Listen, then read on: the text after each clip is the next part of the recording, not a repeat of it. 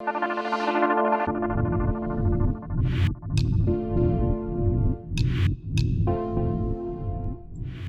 को turn on करना है। जैसे ही टर्न ऑन होता है लोगो आपको दिखाई दे, तुरंत डिलीट का बटन प्रेस करना है एक बार। देन उसमें 5th ऑप्शन होगा ऊपर, save and exit. Save and exit पे जाइए हॉवर करते हुए, और सेव एंड एग्जिट पे 3rd ऑप्शन रिस्टोर डिफ़ॉल्ट, उस रिस्टोर डिफ़ॉल्ट को एंटर करके यस कर दीजिए।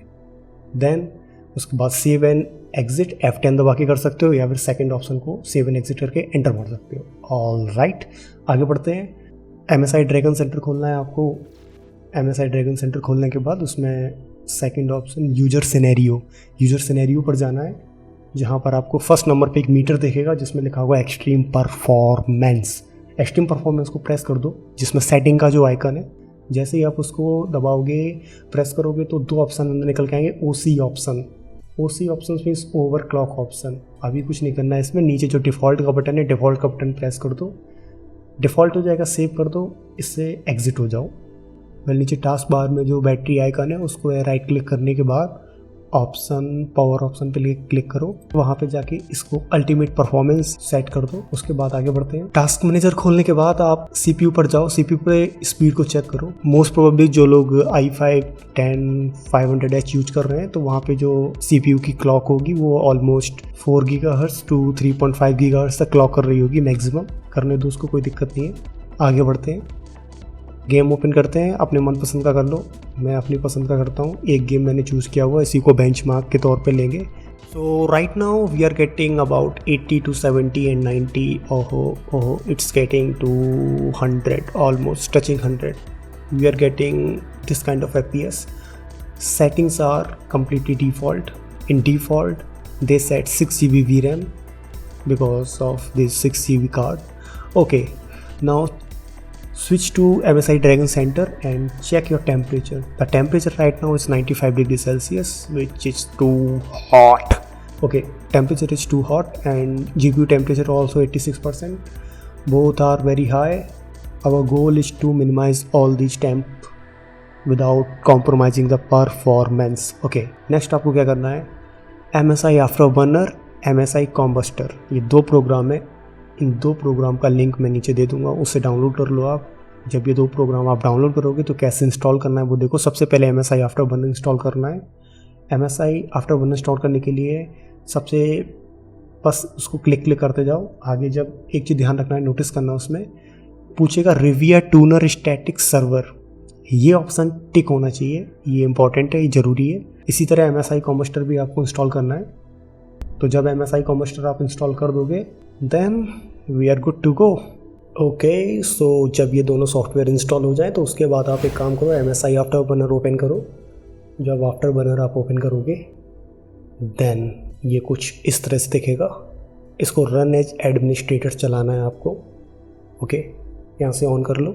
ये इसकी डिफ़ॉल्ट स्किन है, काफ़ी ऑप्शन है, कोई दिक्कत नहीं है। लेफ्ट हैंड साइड में इसमें आप ये देखो कि जो के लिखा हुआ है, इसके को प्रेस करना है। यस, दिस के जैसे ही आप दबाओगे, जैसे ही आप प्रेस करोगे तो आपको MSI Combustor ऑप्शन खुल जाएगा। बेसिकली ये एक बेंचमार्किंग सॉफ्टवेयर है, तो जैसे अदर बेंचमार्किंग सॉफ्टवेयर्स होते हैं उसी की तरह ही है, no problem at all.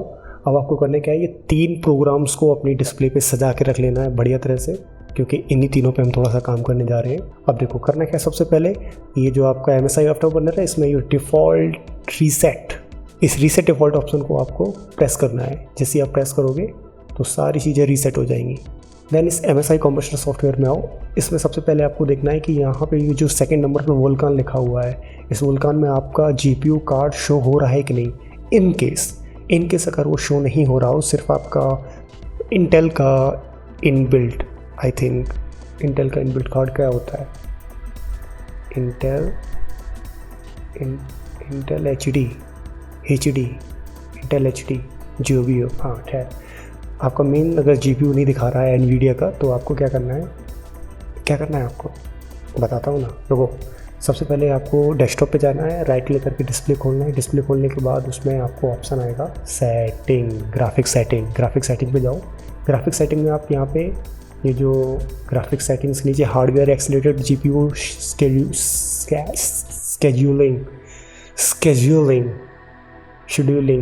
Scheduling, हाँ जो भी है, इसको ऑन कर देना है। ऑन करने के बाद आप क्या करो, ये जो नीचे ब्राउज लिखा हुआ है डेस्कटॉप ऐप के नीचे, ब्राउज पे जाओ। ब्राउज पे जाने के बाद अपना MSI का ये कॉमस्टर है, इसका एड्रेस डालना है। एड्रेस कैसे लोगे, सिंपल जहाँ पे ये आइकन आया होगा उस आइकन पे जाके फाइल लोकेशन कर देना, लोकेशन पे जाके वहाँ से ले लेना। सिंपल है, इतना तो आना चाहिए। खैर हाँ, जैसी लोकेशन डालोगे ये आपका ये आ जाएगा। इसके बाद आप इसे सेलेक्ट करो, ऐड कर दो। ऐड करने के बाद आपको करना है ऑप्शन पे जाना है। ऑप्शन पे जाके हाई परफॉर्मेंस सेट होना चाहिए, हाई परफॉर्मेंस NVIDIA कार्ड पे सेट होना चाहिए। ऑल राइट, आगे बढ़ते हैं। इतना काम हो गया हमारा। अब हमको क्या करना है, सिंपली स्ट्रेस टेस्ट रन करना है। तो जो पहला by default stress run test है उसको एंटर करते, चालू करते, देखते क्या होता है उसमें। ओके, यहाँ देखेंगे क्या सारी चीज़ें आती हैं। अच्छा, ये साइड में जो जितनी भी चीज़ें आपको स्टैट्स दिख रहे हैं, GPU, मेमोरी, CPU, रैम, फलाना धमाका जो भी है, वो बताऊँगा कैसे कैसे आते हैं, अभी सेट करना बताऊँगा। पहले ये समझ लो, जो सबसे पहले GPU 1 आ रहा है वो GPU 1 का टेम्परेचर है 79 डिग्री सेल्सियस। 99 इसकी परसेंटेज है कि इतना परसेंट यूज हो रहा है। 1650 मेगाहर्ट्ज़ इसका GPU कोर क्लॉक है। GPU कोर क्लॉक 1650 मेगाहर्ट्ज़ कितने तक जाती है, NVIDIA के इस कार्ड की जो मेमोरी कोर क्लॉक है वो ऑलमोस्ट जाती है 1550 समथिंग। लेकिन ये थोड़ा सा ऑफसेट हो सकता है। ऑफसेट मीन्स अपनी वैल्यू से थोड़ा आगे पीछे हो सकता है। तो मैक्सिमम इसको 1700 तक भी ले जा सकते हैं, which is kind of over clocking. बाद में देखेंगे, अभी तो हमको वैसे भी टेम्परेचर नीचे करना है। ओके, उसके बाद आप देखो ये जो इधर लिखा हुआ है 80.479 जो W है, ये इसकी पावर है कि इतनी वॉट पावर ये मान चलो ले रहा है। अरे इतनी पावर ले रहा है, ठीक है। अच्छा, सेकेंड ऑप्शन में मेमोरी है। CPU में आएंगे तो CPU का टेम्प दिख रहा है, मैंने अलर्ट लगा रखा है कि इतने से वैल्यू ज़्यादा हो तो रेड हो जाए। 84 डिग्री सेल्सियस इसका CPU टेम्परेचर है, 13% उसकी प्रोसेस है। And 4193 is its core clock, मतलब इसकी स्पीड, CPU की स्पीड। CPU कितनी तेज़ी से फ्रिक्वेंटली कितनी तेज़ी से क्लॉक कर रहा है, CPU कितनी तेज़ी से क्लॉक कर रहा है, 4193 4193 megahertz which is a lot, 1.4 gigahertz okay, at 30.7 watt. अब मेन चीज़ आपको ये देखनी है कि ये जो 4193 है, ये जो कोर क्लॉक स्पीड, ये इसकी 6 कोर की नहीं है, इसकी 6 कोर की स्पीड नहीं है, ये सिर्फ इसके एक सिंगल कोर की टर्बो मैक्स स्पीड है, ठीक है। अच्छा, हमको किससे मतलब है, हमको मतलब है इसकी बेस स्पीड से। ओके, तो आगे देखेंगे इसका यूज कहाँ होगा वो भी आगे देखते हैं। ऑलराइट, नीचे रैम है, रैम का साइज है, रैम कितना साइज यूज कर रहा है इस टाइम पे। एंड OGL कुछ नहीं है, बस एक तरह से FPS है, कितने FPS आ रहे हैं इस वाले फ्रेम में। ऑलराइट, ये सब हो गया, आगे बढ़ते हैं। ओके, फिर से MSI आफ्टर बर्नर आप ओपन करिए। जैसे MSI आफ्टर बर्नर ओपन करोगे तो सबसे पहले जनरल दिखाई देगा। यहाँ पे क्या करना है, 2-3 चीज़ें देख लो। एक तो GPU 1 में NVIDIA सेलेक्ट होना चाहिए, दोनों GPU आएंगे, इंटेल का भी इसका भी, NVIDIA का सेलेक्ट कर लो। उसके बाद जो फर्स्ट को छोड़ के सेकंड ऑप्शन है, 2 start with Windows and start minimized, इन दोनों को टिक कर लो, क्रॉस कर लो, चेक कर लो, जो भी करना है कर लो, बस टिक होना चाहिए। अब यहाँ पे हमको फोर्स कॉन्स्टेंट वोल्टेज और unlock voltage control, unlock voltage को चेक कर दो, बट ये फोर्स कांस्टेंट वोल्टेज है, इसको अनचेक करना है। मैंने कर रखा है, गलती से हो गया है, तो आपको वो गलती नहीं करनी है। कुछ होगा नहीं, लेकिन हमें करना नहीं है। आगे बढ़ते हैं। मॉनिटरिंग, सेकंड टाइम मॉनिटरिंग पे जाते हैं। मॉनिटरिंग मतलब जो भी चीज़ें हमको ऑन डिस्प्ले स्टैट्स दिख रहे थे वो स्टैट्स यहाँ से आते हैं। तो सबसे पहले क्या करना है, जो चीज़ें हमको चाहिए वो सारी स्टैट्स हम OST पे ले आएंगे। OST बोले तो ऑन स्क्रीन डिस्प्ले। ओके, तो कैसे करना है, GPU 1 है तो सिंपली क्या करो, GPU 1 को सेलेक्ट करो। GPU 1 मतलब GPU 1 टेम्परेचर, मतलब हमारी GPU का टेम्परेचर। ओके, तो इसको सेलेक्ट करना है और नीचे जो अगर आप देख रहे हो show in on screen display, इसको चेक कर दो। जैसे ही चेक करोगे तो यहाँ पे इन OST लिख के आ जाएगा। ऑलराइट, इसी तरह से आपको सारे जो स्टेट्स देखने हैं, जैसे GPU 1 की मेमोरी देखनी है, उसका वोल्टेज देखना है, पावर देखनी है, CPU की पावर देखनी है, GPU की पावर देखनी है, जो भी देखना है वो सारी चीज़ें हम सेलेक्ट कर करके OST पे लगा देंगे, ठीक है। हाँ, एक चीज़ है, ये अलार्म जो आप देख रहे हो, इस अलार्म को भी सेट कर सकते हो पर्टिकुलर हर एक पे, लेकिन मैंने सिर्फ CPU टेम्प पे किया हुआ है।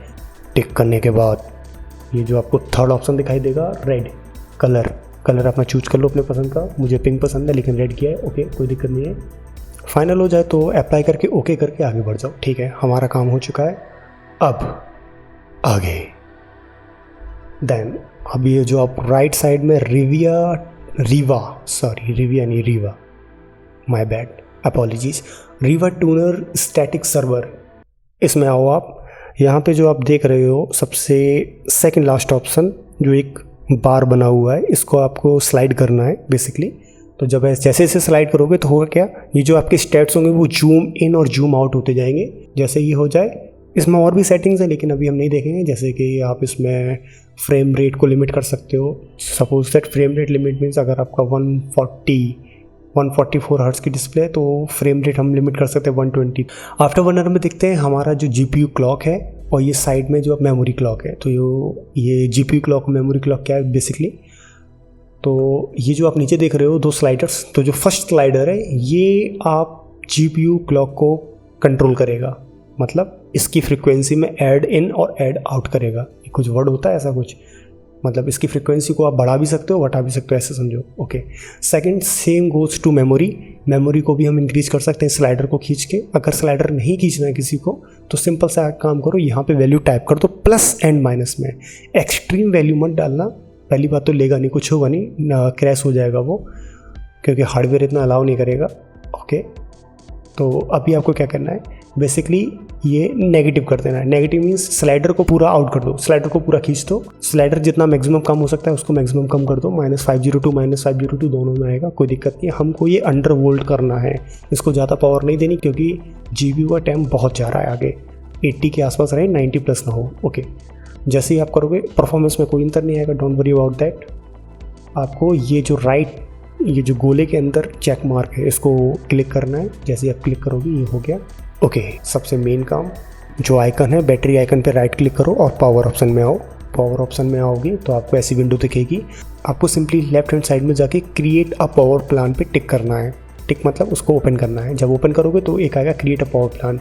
तो जैसे मुझे पसंद आया, मैंने लिखा ultra cool performance mode. Next करने के बाद आपको यहाँ पे दो ऑप्शन दिखेंगे, ऑन बैटरी, प्लग्ड इन, मतलब कब आपकी डिस्प्ले ऑन हो। ये तो आप किए ही होंगे, तो 1 मिनट अपने हिसाब से कर दो जितना करना है। अगर मेरा टीपना है तो टीप लो, कोई दिक्कत नहीं है। Never say never create. Okay, तो ये हमारा प्लान एक्टिवेट हो चुका है, अल्ट्रा कूल परफॉर्मेंस मोड। अभी काम ख़त्म नहीं हुआ, मेन काम अभी स्टार्ट है। इसमें फिर से जाओ चेंज प्लान सेटिंग्स। जब चेंज प्लान सेटिंग्स में जाओगे तो अब हमको ऑप्शन दिखेगा change advance power settings. Change advance power setting open करो तो कुछ ऐसा खुलेगा। अच्छा, अब यहाँ पे हमको हर एक चीज़ को कंट्रोल करना है। तो सबसे पहले हार्ड डिस्क पे आते हैं। हार्ड डिस्क 10 मिनट 20 मिनट कब बंद हो जाए हार्ड डिस्क, जावास्क्रिप्ट कोई दिक्कत नहीं। डेस्कटॉप का जो स्लाइड शू है प्लग्ड इन, चार्जर लगाए तो कोई बात ही नहीं है। आगे बढ़ते हैं। वायरलेस अडेप्टर सेविंग्स में बैटरी पे मीडियम पावर सेविंग है, ठीक है। प्लग्ड इन पे मैक्सिमम कर दो। मैक्सिमम हमको चाहिए क्योंकि अगर गेमिंग करते हैं या फिर कोई भी सर्फिंग करेंगे तो हमको जरा भी लेटेंसी नहीं चाहिए, ठीक है। इंटेल, ये आ जाओ। ग्राफिक सेटिंग पे आओ। बैटरी पे लिखा हुआ बैलेंस, पावर सेविंग पे डालो इसको, बैलेंस चलेगा, हट। ओके, इसके बाद PCI एक्सप्रेस पे आना है। जैसे ही PCI एक्सप्रेस खोलोगे आपको दिखेगा लिंक स्टेट पावर मैनेजमेंट। यहाँ पर ऑन बैटरी में मैक्सिमम पावर सेविंग, बिल्कुल सही है, होने दो। अच्छा, प्लग्ड इन पे करना है आपको मॉडरेट पावर सेविंग, मैक्सिमम नहीं करने, परफॉर्मेंस नहीं मिलेगी, ठीक है। ओके, देन ये सबसे इंपॉर्टेंट प्रोसेसर पावर मैनेजमेंट, यहाँ पे सारा क्रक्स छुपा हुआ है। तो ये है क्या चीज़ है, मिनिमम प्रोसेसर स्टेट, मतलब प्रोसेसर की स्टेट कितना वर्क करेगा वो। तो बैटरी पे 5%, प्लग्ड इन पे 5%, इतना यूटिलाइज करेगा वो खुद को। सपोज दैट उसकी स्पीड 2.5 गीगाहर्ट्ज बेस स्पीड है, तो बेस स्पीड उतनी ही रहेगी, थोड़ा बहुत कम होती रहेगी, लेकिन जो यूटिलाइजेशन है उसका वो कम हो जाएगा काफ़ी, ठीक है। आगे बढ़ते हैं। Cooling policy active passive active रहने दो, कोई दिक्कत नहीं है। नेक्स्ट ये इंपॉर्टेंट है, यहाँ पे आपको क्या करना है, बैटरी पे मैक्सिमम हमें 100% नहीं चलाना है। 100% का मतलब हो गया कि जो उसकी सिंगल कोर है वो उछल के 4.5 पे भागेगी, और जब वो 4.5 पे जाएगी, जैसे ही वो 4.5 पे गई, आपको तुरंत वहाँ पे जो टेम्परेचर पीक है वो 65 से 70 से तुरंत 95 दिखेगा। तो ये हमको बिल्कुल नहीं करना है, ठीक है। कब करना है आगे देखेंगे। तो अभी ऑन बैटरी को सिंगल कोर की परफॉर्मेंस ज़रूरत नहीं चाहिए, तो इसको सिंपली आप 75 कर दो। प्लग्ड इन पे आपको क्या करना है, प्लग्ड इन पे आप इसको 95 करो। Yes, 95, you heard me right. Okay, display ठीक है, डिस्प्ले कोई दिक्कत नहीं है। एंड मल्टीमीडिया सेटिंग्स पे आने के बाद आपको प्लेइंग वीडियो में प्लग्ड इन पे क्या कर देना है, optimise video quality and optimise power saving. ठीक है, इसमें देख सकते हो कैसे हुआ है। एंड प्लेबैक क्वालिटी में क्या करना है, प्लेबैक क्वालिटी बायस, बैटरी में हमको पावर सेविंग चाहिए एंड प्लग्ड इन में हमको परफॉर्मेंस चाहिए। Simple as that. बैटरी में कुछ नहीं है, सिर्फ नोटिफिकेशन से, यहाँ कुछ करना नहीं हमको। अप्लाई कर दो, ओके कर दो, देन आगे फिर बैटरी आइकन पे जाओ। बैटरी आइकन पे जाने के बाद ये जो विंडोज़ मोबिलिटी सेंटर है, जैसे ही आप इसको ओपन करेंगे तो एक छोटी सी विंडो खुलेगी, पॉपअप विंडो। यहाँ पे आप जो देख रहे हो ना, यहाँ से अपना प्लान सेलेक्ट करना है।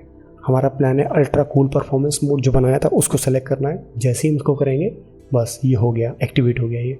अच्छा, अब देखते हैं परफॉर्मेंस में क्या इंप्रूवमेंट होगा, टेम्परेचर में क्या होगा। इतना करने के बाद एक चीज़ और, बैटरी पे लेफ्ट क्लिक करके आप इसको बेस्ट बैटरी लाइफ पे डाल दो। अगर ये स्लाइडर आ गया हो तो इसको डायरेक्ट बेस्ट बैटरी लाइफ पे कर दो। MSI सेंटर खोलते हैं।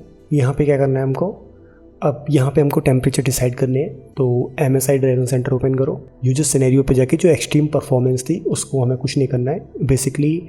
तो यूज़र पे आप जैसे ही जाओगे तो यहाँ पे परफॉर्मेंस लेवल पे आप लिख दो टर्बो। एक सेटिंग आइकन होगा, उसको देखोगे तो उसके अंदर आपको ये ओवरक्लॉक ऑप्शन मिलेंगे। ओवरक्लॉक अभी हमको नहीं करना है। हाँ, फैन स्पीड पे जाओ। फैन स्पीड पे जाने के बाद यहाँ पे ये इंपॉर्टेंट है। तो ओवरऑल कहने का मतलब ये, यहाँ से हम अपने फ़ैन की स्पीड को कंट्रोल कर सकते हैं जैसे हम चाहें वैसे। तो सिंपली आपको क्या करना है, अगर चाहो तो जो मैंने प्लान बनाया आप डाल सकते हो। मतलब जब इतना गर्म हो तो 65% पे फ़ैन रोटेट करें, और ज़्यादा गर्म हो 75, और ज़्यादा गर्म हो जाए 85, 95, ज़्यादा हो जाए 110। तो 110 का कोई मीनिंग नहीं है, 100 डालोगे 110, ये 50 तक जाएगा, लेकिन वो 100 ही रहेगा। वो ऐसा नहीं है 6000 से ऊपर नहीं रोटेट करेंगे, वो लॉक्ड है, फैन लॉक्ड है। अच्छा, उसके बाद आप सेव कर दो इसको। सेम काम आपको GPU में करना है, सेम सेटिंग्स। बढ़ते हैं आगे। तो सबसे पहले क्या करो, टास्क मैनेजर खोलो और अपनी स्पीड चेक करो। आप जो स्पीड आपकी 4.5, जो स्पीड आपकी 3.5, 3.84 तक जो टच कर रही थी 4 गीगाहर्ट्ज़ तक, तो वो 2.50 से ऊपर नहीं जाएगी। नोटिस करो इसको। ठीक है, हमारा काम हो गया। अब फिर से कॉम्बस्टर से टेस्ट करते हैं। Okay, look at this, CPU temp lower, CPU temp काफ़ी गिर चुके हैं, 61। एपेक्स खोलते हैं, देखते हैं यहाँ पे क्या परफॉर्मेंस आएगी। अगेन ओपन करते ही 80-90 पहुँचते थे, जो कि इस टाइम पे 65 एंड 72 हैं, which are pretty nice. Video setting पे अभी सब कुछ मैंने 6GB बाई डिफ़ॉल्ट रखा हुआ है। अल्ट्रा पे खेल रहे हैं हम लोग, नीचे को पूरा करने का कोई मतलब नहीं है। ओके, देखते हैं। आप गेम ना देखो, आप नोटिस करो इसका परफॉर्मेंस, चेक करते जाओ आप। गेम को फास्ट फॉरवर्ड किया है मैंने 3x पे, तो आप पूरा ध्यान दो स्टेट्स पे। CPU टेम्परेचर कितना आगे पीछे हो रहा है एंड FPS कितने मिल रहे हैं, and same to GPU and same goes to GPU time, CPU time and FPS। ये तीनों चीज़ आप नोटिस करो, चेक करो फिर इसी बात पे। ओके, 70 तक जा रहा है मैक्स, लेकिन 70 देखते कितने तक मैक्स आएगा ये। 71 क्रॉस किया। ऑलराइट, GPU टाइम 82 है इस टाइम पे, कोई दिक्कत नहीं है। एटलीस्ट 90 नहीं है, 90-95 नहीं है। अगेन CPU 70, 69-70 के बीच में। FPS are good, inside FPS सब। जब सीन ज़्यादा रेंडर नहीं करना रहता है तो FPS ज़्यादा मिलते हैं। इन दैट मीन अगर आप किसी हाउस के अंदर हो किसी गेम में, तो वहाँ पे रेंडरिंग करनी ज़्यादा नहीं होगी in comparison to open world. तो 70, 80, 75 pretty good, 76, temperature 70, 71, 72. Okay.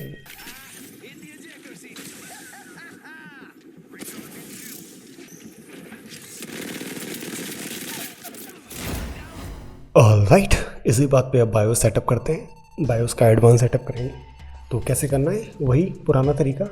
सबसे पहले पावर ऑन करो, जैसे ही लोगो आए तो डिलीट का बटन प्रेस कर दो। Simple as that. हाँ, अब क्या करना है आपको, सेकंड ऑप्शन पे आना है, राइट एरो की दबाओ, सेकंड ऑप्शन पे आओ, एडवांस्ड।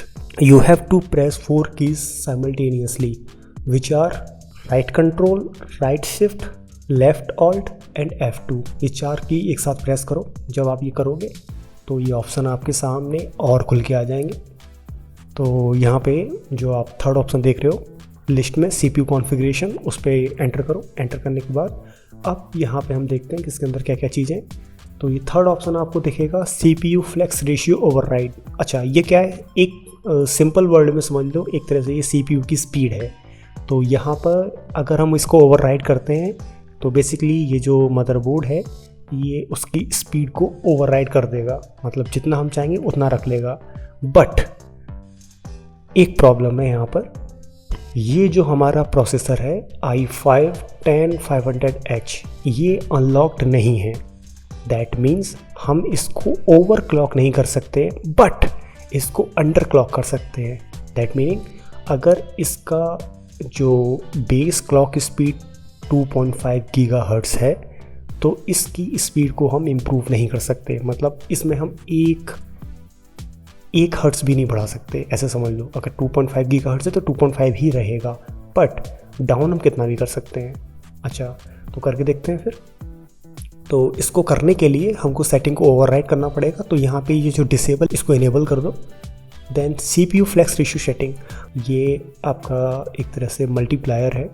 तो हमको यहाँ पे वो स्पीड नहीं लिखनी है कि 2.5 गीगाहर्ट्ज़ या जितने भी लिखना चाहें 4.5, हमको सिंपली एक नंबर डालना है जो एज अ मल्टीप्लायर वर्क करेगा। तो ये नंबर ही डाला जाता है। जैसे ये मल्टीप्लाई होगा डायरेक्ट 100 से, तो 25 × 100 2500 मीन्स 2.5 गीगाहर्ट्ज़। तो हमको इसको लोअर करना है, तो हम अभी यहाँ पे डालेंगे 20। तो 20 अगर हम यहाँ पे डालेंगे तो ये हो जाएगा 2 गीगाहर्ट्ज़। तो बेस क्लॉक हमने CPU की कर दी 2 गीगाहर्ट्ज़। ओके, नेक्स्ट प्रीफेचर ऑन कर दो, ये सब इनेबल रहने दो, कोई दिक्कत नहीं है। नीचे आते जाओ, नीचे जाते जाओ, सबसे लास्ट में आओ। जब लास्ट में आप आके देखोगे तो आपको यहाँ पे देखेगा FCLK frequency for early power on. तो बेसिकली FCLK क्या है, ये एक तरह से स्पीड को कंट्रोल करेगा। जो डेटा की स्पीड है प्रोसेसर से ग्राफिक कार्ड में कितनी स्पीड से डेटा जाना है, ये उस चीज़ को डिसाइड करेगा। तो अभी यहाँ पे नॉर्मली 800 मेगाहर्ट्ज़ सेट है। तो जो CPU इंटेल के पुराने वाले थे, जैसे स्काईलेक हो गया, अभी हमारा कॉमेट लेक है, तो इसमें हम 1 गीगाहर्ट्ज़ सपोर्ट करता है। कुछ जेनरेशन शायद सपोर्ट नहीं करती भी होंगे तो उतने अच्छे से परफॉर्म नहीं करते। तो बेसिकली हम इसको 1 गीगाहर्ट्ज़ करेंगे। इसको एंटर करो आप। जब आप एंटर करोगे तो ऑप्शंस दिखेंगे इसमें। यहाँ पर हम इसको ओवरक्लॉक तो नहीं कहेंगे, एक तरह से इम्प्रूवमेंट कर रहे हैं, परफॉर्मेंस इम्प्रूवमेंट कर रहे हैं। गुड। आगे आओ, बाहर निकलो, एग्जिट हो। देन CPU कॉन्फ़िगरेशन के नीचे पावर एंड परफॉर्मेंस, इस पे जाना है। फर्स्ट नंबर पे आना है CPU पावर मैनेजमेंट कंट्रोल। उस यहाँ पर आप देखोगे, अब देखो यहाँ इंपॉर्टेंट है इंटेल स्पीड स्टेप। तो इंटेल स्पीड स्टेप क्या होता है, इंटेल स्पीड स्टेप इन्होंने डिसेबल किया हुआ है, हमको इनेबल करना है। अच्छा, स्पीड स्टेप होता क्या है, स्पीड स्टेप को समझने के लिए आपको समझना पड़ेगा प्रोसेसर की C स्टेट्स। C स्टेट्स क्या होते हैं, C स्टेट एक तरह से समझ लो, C स्टेट स्टार्ट होती है C state, C0, C1, C2, C3, C4 and so on. तो होगा क्या, जो C स्टेट होती है वो बेसिकली प्रोसेसर की आइडियल स्टेट होती है। वहाँ पे वो काम एक तरह से अपना कुछ फंक्शनिंग बंद कर देता है। तो अगर प्रोसेसर C स्टेट में चला जाए तो मीनिंग अब उसने अपने अंदर की कुछ फंक्शनिंग बंद कर दी, तो पावर सेविंग होगी और उसको ज़्यादा प्रोसेसिंग नहीं करनी पड़ेगी। तो जितने ज़्यादा नंबर चले जाएंगे जैसे C1, C2, C3, उतनी ही वो डीप स्लीप पे चला जाएगा। डीप स्लीप मतलब वो सो गया एक तरह से। तो आप एक लॉजिक खुद लगाओ, जितना ज़्यादा गहरी नींद में सोएगा उतनी ही उसको उठाने में दिक्कत होगी। तो बेसिकली स्पीड स्टेप वही करता है, ये जब प्रोसेसर को ज़्यादा यूज नहीं होता है तो उसके कुछ पार्ट्स को ऑफ कर देता है, मतलब उसको स्लीप में डाल देता है, जिससे पावर सेविंग होती है और प्रोसेसर उतना टेम्परेचर भी नहीं उठाएगा, मतलब प्रोसेसर का टेम्परेचर भी ज़्यादा नहीं होगा। ठीक है, इसको हमको इनेबल करना है। रेस टू हॉल्ट भी हमको इनेबल करना है। बेसिकली ये भी वही है कि ये क्या करेगा, डायनेमिकली इंक्रीज कर देगा CPU की फ्रिक्वेंसी को, जिससे कि वो जल्दी से जल्दी C स्टेट में चली जाए पावर को कम करने के लिए। ठीक है, अच्छा इनेबल कर दो। अच्छा अब यहाँ पे एक चीज़ देखना है जो 4th नंबर पे दिखेगी, स्पीड शिफ्ट टेक्नोलॉजी। यही है सारी जड़ की बवाल।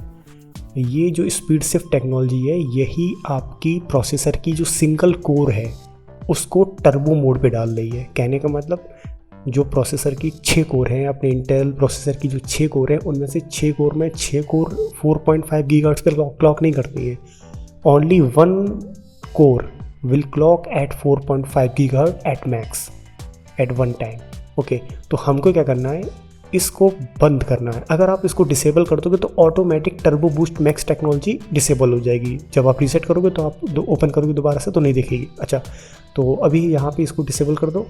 अच्छा अब एक चीज़ है, इसको डिसेबल भी कर सकते हो, इसको इनेबल भी कर सकते हो। अगर इसको आप डिसेबल करते हो तो जो टर्बो क्लॉक का ऑप्शन है वो हट जाएगा। तो ये डिपेंड करेगा आपके यूजेस पे। अगर आपको सिर्फ और सिर्फ गेमिंग करनी है और लाइट वर्क करना है तो आप इसको डिसेबल कर दो टर्बो बूस्ट को।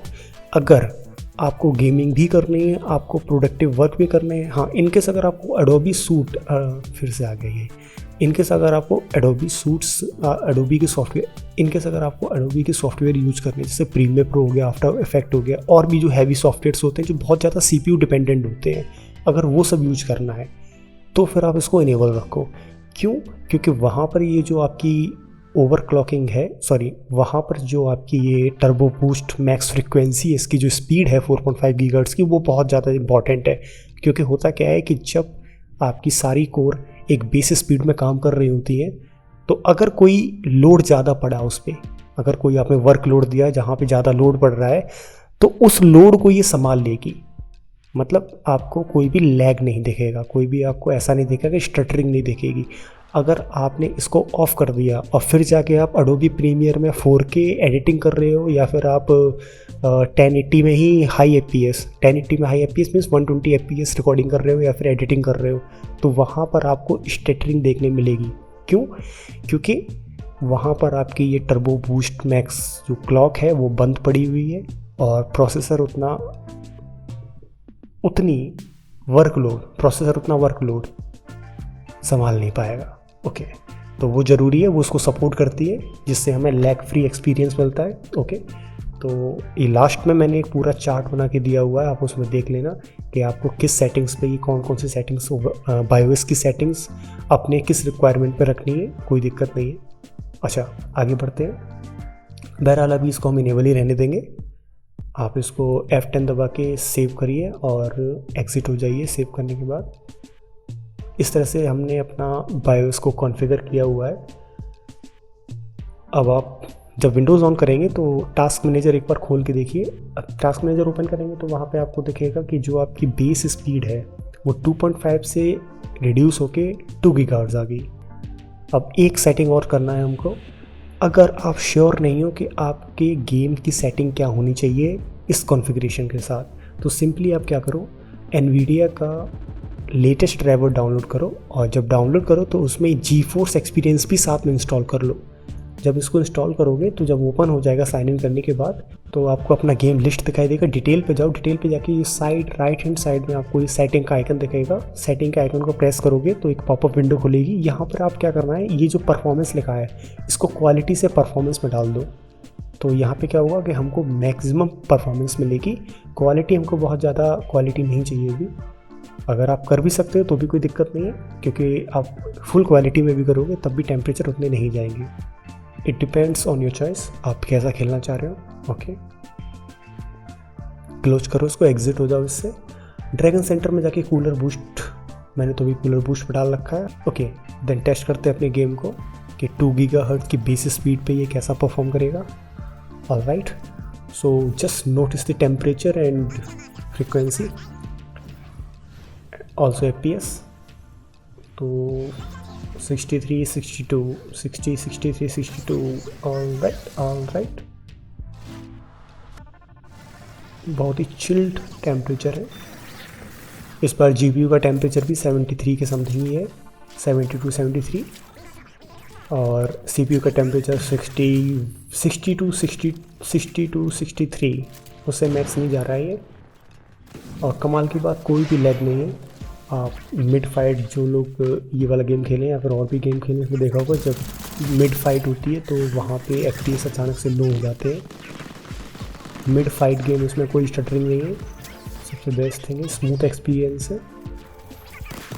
FPS थोड़ा ड्रॉप हुआ है लेकिन कोई भी मुझे कुछ खास अंतर नहीं दिखा है इसमें। आप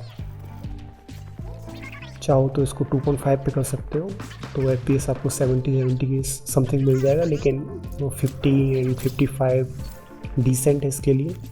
बिकॉज अल्टीमेट परफॉर्मेंस पे अगर आप 4.5 खोल भी लेते हो उसको, तो उसमें आपको FPS स्टैटिक नहीं रहेंगे, वो एक टाइम पे ही आपका 145 चला जाएगा, फिर जैसे ही उसका पीरियड ओवर होगा वो फिर से डाउन हो जाएगा।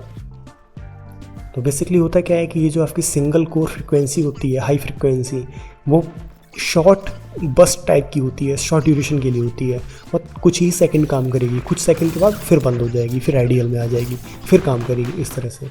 तो जो हमें परफॉर्मेंस बूस्ट मिलता है वो तभी मिलेगा जब हमारी वो क्लॉक एक्टिव हो।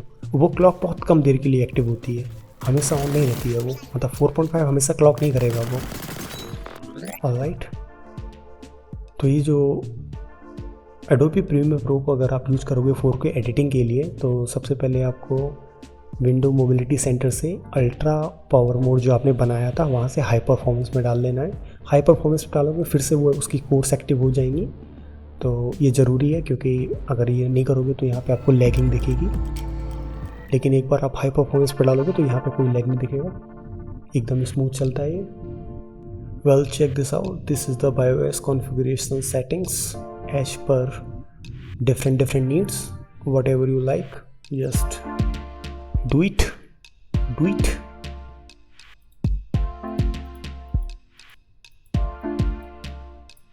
Okay, last but not least, battery drain test भी किया हुआ है। तो battery drain test maximum efficiency पे किया, मीनिंग इसका जो कोर क्लॉक थी वो 2 GHz पे रखा, तो उसमें accurately 3 hours and 45 minutes of complete backup मिला हुआ है बिना किसी प्रॉब्लम के। During that time I watch some 4K videos, did some web surfing, did some editing on Photoshop, some web developing, etc. Yeah.